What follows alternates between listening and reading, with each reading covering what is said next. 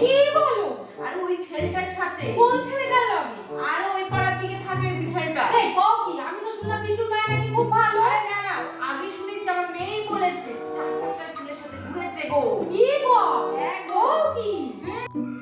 আমার মেয়ে এরকম সাহস পাবে বলো? না না, কি বলো তুমি? তোমার মেয়ে বলো, আমার মেয়ে বলো, এরকম সাহসই পাবে না। আমার মেয়ে তো আমাকে ছাড়া ঘর থেকেই বেরোয় না। ও কাকি, আরে তুই? তোমার মেয়েকে তো দেখলাম ওই পাড়ায় ওই ছেলেটার সাথে ঘুরছে।